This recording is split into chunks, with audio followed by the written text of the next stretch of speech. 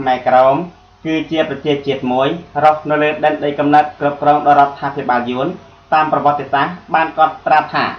ដែនដីកម្ពុជាក្រមគឺជាអតីតដីមួយភាគរបស់ប្រទេសកម្ពុជាត្រូវបានបារាំងកាត់ចែងឲ្យទៅជារដ្ឋចំណុះនៃប្រទេសវៀតណាមកាលពីថ្ងៃទី4ខែមិថុនា1949ក្រោយការប្រទេសសិទ្ធិគ្រប់គ្រងលើបរដ្ឋខ្មែរក្រមដល់របបកុម្មុយនីសមកសិទ្ធិសេរីភាពគោរពជំនឿព្រះពុទ្ធសាសនាការរៀនសូត្រអក្សរសាស្ត្រខ្មែរត្រូវបានបិទនិងកាត់បន្ថយធ្វើឲ្យកូនខ្មែរភាគច្រើនមិនចេះអាននិងសរសេរអក្សរសាស្ត្រជាតិខ្លួនបានសប្តាហ៍ថ្ងៃមានបរដ្ឋខ្មែរក្រមមួយចំនួនដែលប្រកាសបានអះអាងថារដ្ឋាភិបាលក្រុងហាណូយបានរំលោភទៅលើសិទ្ធិមនុស្សដោយមិនអនុញ្ញាតឲ្យពួកគេរៀនអក្សរសាស្ត្រជាតិខ្លួននៅតាមសាលារៀនរដ្ឋផ្ទុយទៅវិញបើក្រុមឬបុគ្គលណាមួយនៅតែទទូចចង់បានប្រកាសនឹងប្រឆាំងចំពោះការចោទប្រកាន់ដាក់ទោសជាប់ពន្ធនាគារជាកំហិតជាក់ស្ដែងករណីប្រសង់ព្រះនាមលីចិន្តានៃវត្តព្រៃជាប់ខេត្តខ្លាំងកម្ពុជាក្រមត្រូវបានអាជ្ញាធរយួនចាប់សិទ្ធិច្រកចូលបៅយកទៅធ្វើទុកទោសកាលពីឆ្នាំ2013កន្លងទៅនេះដែលជាហេតុនាំឲ្យពួកគេភៀសខ្លួនទៅកាន់ប្រទេសថៃដើម្បីសុំសិទ្ធិច្រកកនផ្នែកនយោបាយលោកលីឈូនអនុប្រធានក្រុមជនភៀសខ្លួនខ្មែរក្រមបានថ្លែងប្រាប់ពីគោលបំណងនៃសកម្មភាពរបស់ខ្លួនដល់ទូរទស្សន៍ព្រៃនគរថា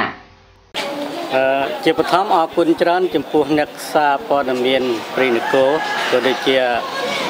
សារព័ត៌មានវិទ្យុសំឡេងកម្ពុជាក្រមមុននឹងនិយាយអំពីការ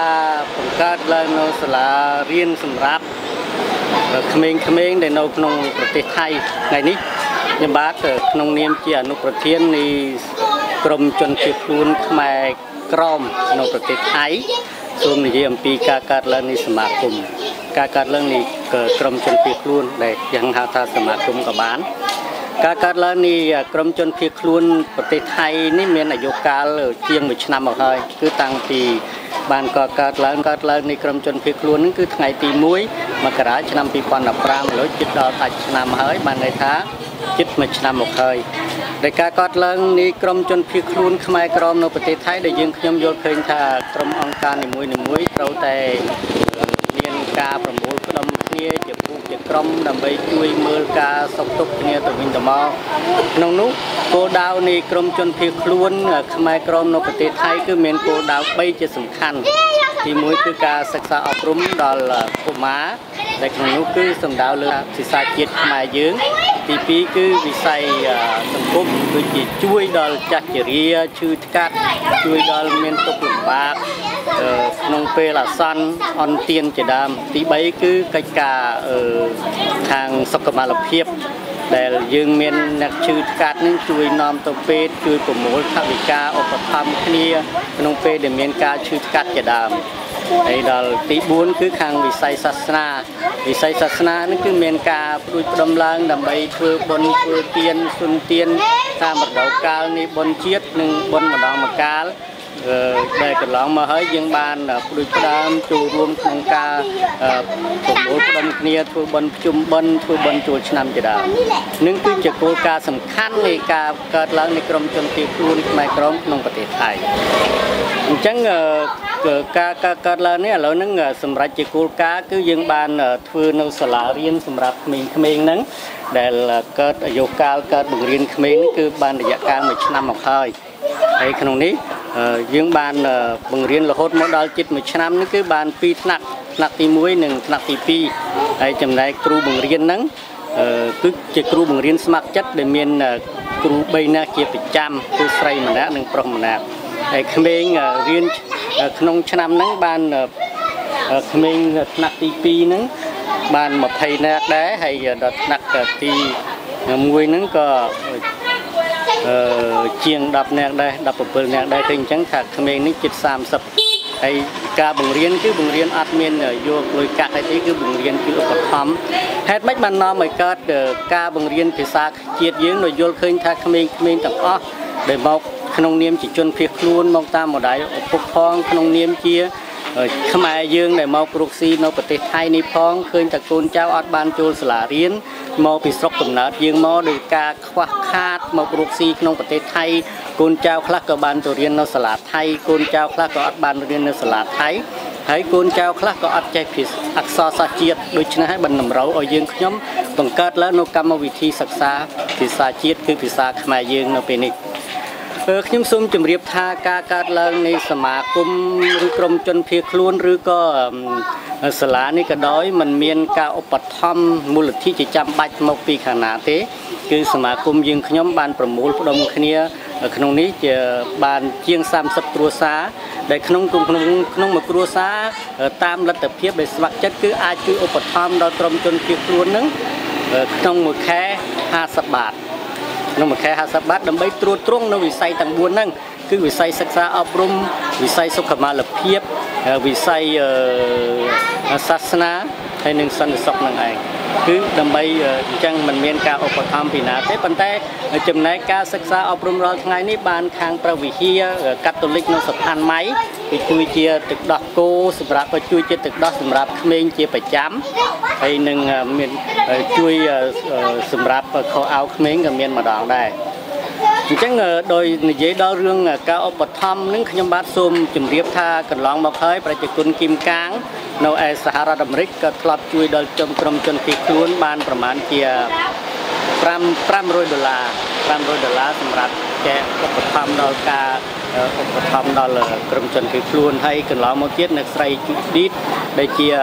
អង្គការមួយនៅឯភ្នំពេញហ្នឹងក៏បានជួយឧបត្ថម្ភដល់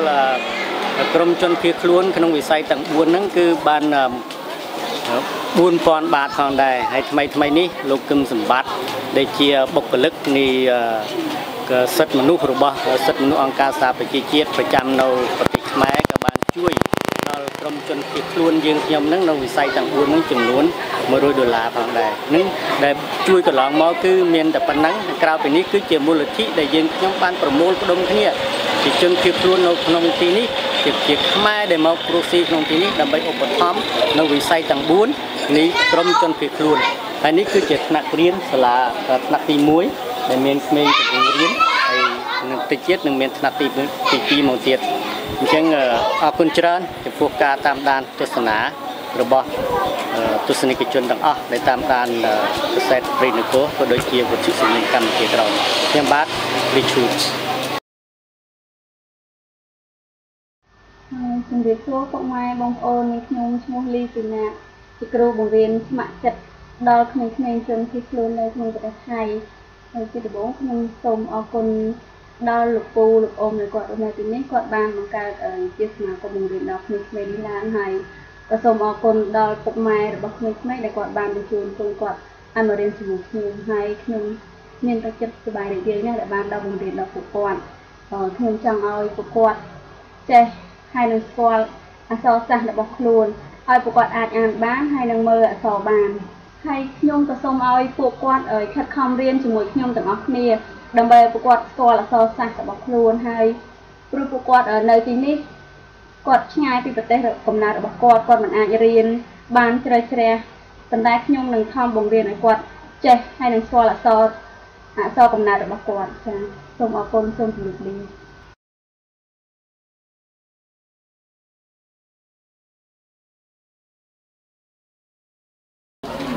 ឱកាសពេលនេះផងដែរគឺថាខ្ញុំបាទមានក្តីសប្បាយចិត្តជាយ៉ាងខ្លាំងដែលខ្ញុំបាទបានជួយបង្ហាញនៅអក្សរសាស្ត្រភាសាខ្មែរទៅដល់សិស្សានុសិស្សដែលនៅក្នុងនឹងផងដែរគឺមានកូនក្មេងដែលជាខ្មែរក្រមហើយនិងខ្មែរលើនោះមានសេចក្តីថាអ្វីដែលជាឆន្ទៈដែលខ្ញុំបង្ហាញនោះគឺគោលដៅគឺថាដើម្បីឲ្យងាយស្រួលក្នុងការចេះអក្សរហើយកុំឲ្យអក្សរជាតិបាត់បង់នៅក្នុងទីណាក្តីហើយទីទៀតនោះគឺឲ្យក្មេងៗនេះចេះសាមគ្គីគ្នាចេះស្រឡាញ់គ្នាមិនប្រកាន់នៅនិន្នាការខ្មែរលើខ្មែរក្រមនោះទេគឺជាខ្មែរតែមួយបីទៀតនោះខាងលោកប្រធានហើយនិងអនុប្រធានជាដើមនៃសមាគមរបស់យើងបានយកចិត្តទុកដាក់យ៉ាងខ្លាំងចំពោះការសិក្សារបស់ក្មេងដើម្បីឲ្យអភិវឌ្ឍក្នុងនោះក៏យើងមានការសិក្សាអប់រំនិងសិលធម៌ផ្សេងដើម្បីឲ្យមានការរីកចម្រើនក្នុងសង្គមជាតិក្នុងសង្គមដែលហៅថាសិលធម៌ខ្ញុំបាទមានមិនសូវជាចេះដឹងអីច្រើនក្នុងពុនទេក៏ថា ចេះទិញទួចអ្វីដែលចង់នោះគឺថាបង្ហាញនៅអក្សរដោយសារតែក្មេងៗទាំងអស់ហ្នឹងរងគ្រោះដោយសារតែឪពុកម្ដាយទី1ជនភៀសខ្លួនហើយក្មេងទូចៗទាំងអស់ហ្នឹងមកតាមឪពុកម្ដាយអាចនឹងមានបញ្ហាគ្រោះថ្នាក់ចំពោះអក្សរជាតិជាភាសាខ្មែរហើយទី2នោះទៀតនោះខាងឪពុកម្ដាយរបស់អូនទាំងអស់ហ្នឹងជួនទៅជាចំណាក់ស្រុកមករកស៊ីនៅប្រទេសថៃក៏ងាយរងគ្រោះក្នុងការបាត់បង់សិលធម៌ហើយសុជីវធម៌និងអក្សរសាស្ត្រជាតិរបស់ខ្លួនផងដែរអញ្ចឹងហើយបានជាសមាគមយើងបានរៀបចំនិងចាត់ចែងឡើងដោយមានការយកចិត្តទុកដាក់យ៉ាងខ្ពង់ខ្ពស់ពីលោកប្រធាននិងអនុប្រធានហ្នឹងក៏សម្រាប់នៅការបើកវគ្គបណ្ដុះបណ្ដាលនៃភាសាអក្សរសាស្ត្រជាតិខ្មែរដើម្បីឲ្យក្មេងៗជាជនភៀសខ្លួននិងជាចំណាក់ស្រុកមករកស៊ីនេះបានចេះបានដឹងហើយអ្វីដែលច្បាស់ទៅទៀតនោះគឺសុជីវធម៌នៃការរស់នៅក្នុងសង្គមឲ្យមានភាពថ្លៃថ្នូរតែប៉ុណ្្នឹងឯងហើយសូមអរគុណ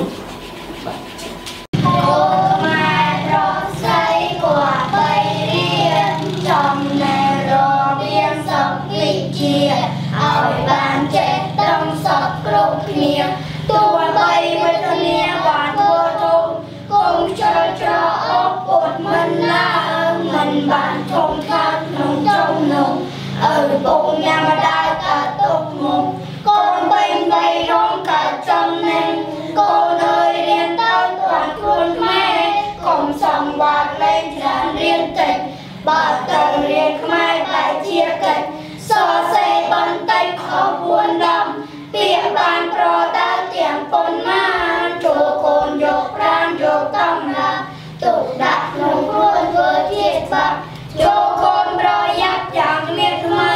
ធ្វើជាសាសនាក៏ត្រូវរៀនឲ្យបានរបៀបទាំងប្រុសស្រីមិនថាសាសខ្មែរឬសិលតិចចូលកូនមានថ្មីរៀនឲ្យព្រមកើតជាកូនខ្មែរស្រឡាញ់ខ្មែរមិនត្រូវតែប្រែធ្វើជាដប់សៀតបិទហៅបាំងឲ្យត្រឡប់ស្អប់ជាតិឯងស្នេហាជាតិទៅក្រៅ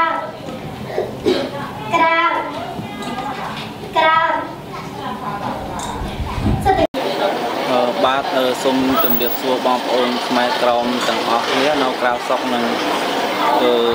នៅប្រទេសថៃជារួមខ្ញុំបាទថៃស៊ឹងហៀងក៏ជាឪពុករបស់សិស្សខ្មែរក្រមដែលកំពុងតែរៀននៅសាលាខ្មែរក្រមដែលបានបង្កើតនៅឆ្នាំនេះក៏បានអូនចូលរៀនហើយក៏សប្បាយចិត្តយ៉ាងខ្លាំងនៅដែលការបានបើកសាលាបរៀនអក្សរសាស្ត្រដល់ក្មេងជាវិសេសជាតិពួកយើងខ្ញុំនេះជាជនភៀសខ្លួនមិនអាចវិលត្រឡប់ទៅស្រុកបានហេតុដូច្នេះក្នុងនាមជាឪពុកម្ដាយសប្បាយចិត្តរីករាយយ៉ាងខ្លាំងក្លាបំផុតដែលបានក្រុមខ្មែរក្រមភៀសខ្លួនបានបង្កើតកម្មវិធីបណ្ដុះបណ្ដាលដល់កុមារាកុមារីដែលជាខ្មែរក្រមភៀសខ្លួនដែលនៅក្នុងប្រទេសថៃនេះក្នុងឱកាសនេះដែរនាមខ្ញុំសូមបញ្ជាក់ប្រាប់បន្តិចថាយើងខ្ញុំជាជនភៀសខ្លួនរាល់ថ្ងៃនេះរស់នៅក្នុងប្រទេសថៃវាមិនមានសុវត្ថិភាពខ្លួនឯងណាស់ណាទេមានការភ័យខ្លាចបច្ចុប្បន្ននឹងការតាមចាប់បបអាជ្ញាធរវៀតណាមជាពិសេសទៀតមិនមានថាខ្ញុំម្នាក់ទេគឺរួមទាំងអស់អញ្ចឹងការរស់នៅស្រុកគេភៀសខ្លួននេះវាមិនងាយស្រួលដូចនៅក្នុងស្រុកយើងទេហើយជាពិសេសខ្ញុំគ្មានអ្វីថានិយាយវែងឆ្ងាយទេសូមសង្ខេបថាអរគុណដល់ក្រុមជនភៀសខ្លួនខ្មែរក្រមបានបើកកម្មវិធីសិក្សាជូនដល់កុមារាកុមារីខ្មែរក្រមទាំងអស់ដែលរស់នៅខុសច្បាប់នៅក្នុងប្រទេសថៃនេះហើយអរគុណយ៉ាងជ្រាលជ្រៅបំផុតបាទសូមជម្រាបលារាយការណ៍ពីក្រុងបាងកកប្រទេសថៃខ្ញុំស៊ិនថៃថនទូរទស្សន៍ព្រៃនគរ